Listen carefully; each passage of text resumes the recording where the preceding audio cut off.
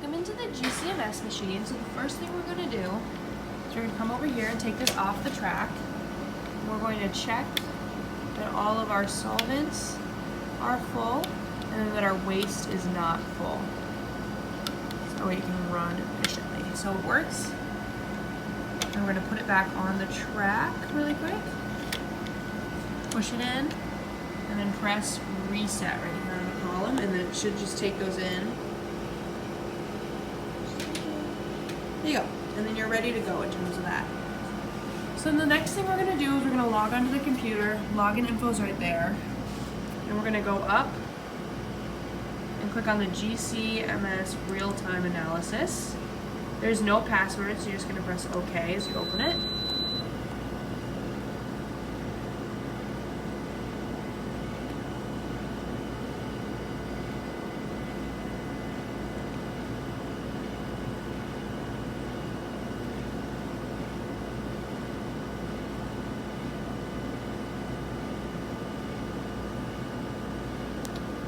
Alright, so now that you're on, the first thing you want to make sure of is that your instrument is on line 1, because that's when we're running, so if it's not, you can change it.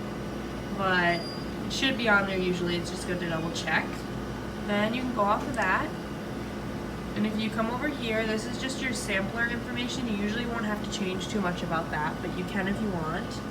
And then on here, this is where your column temperature is if you want to change that. Your injection temp is right here.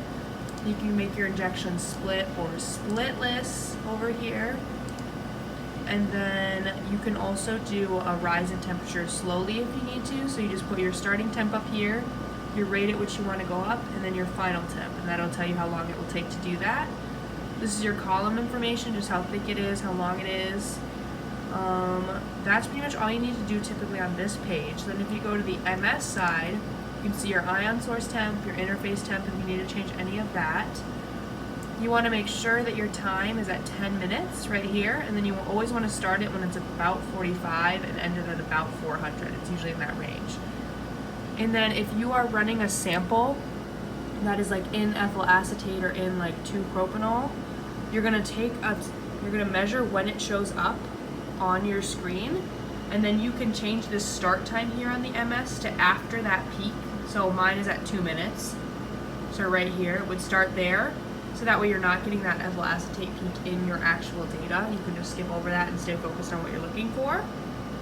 So then if you're looking to start a sample or log one in, so first you want to download the initial parameters. So once you have everything set on your GC and MS, you're going to download those onto the machine just like that.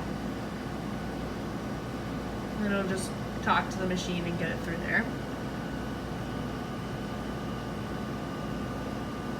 So then after that, you're going to want to log in your sample. It's under acquisition again.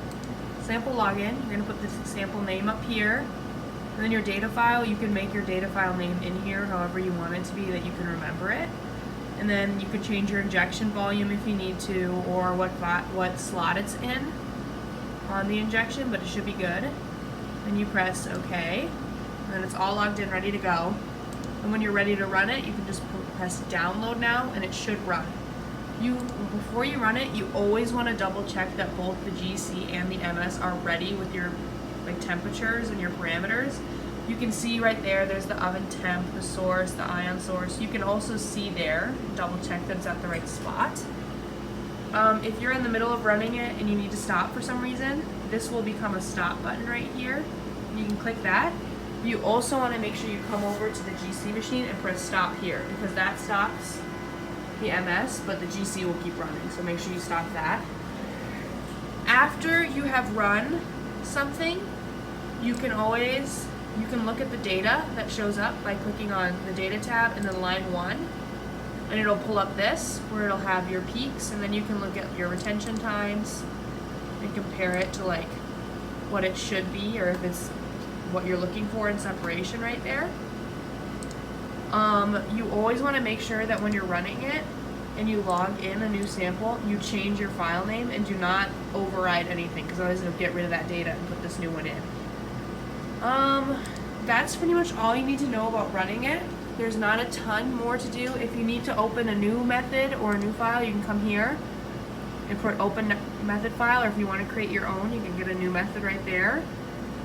Yeah, that's pretty much it. You can change your intensity right here on the side by maybe plus or minus. It can just zoom in and get the bigger peaks, or zoom out and make it less concentrated.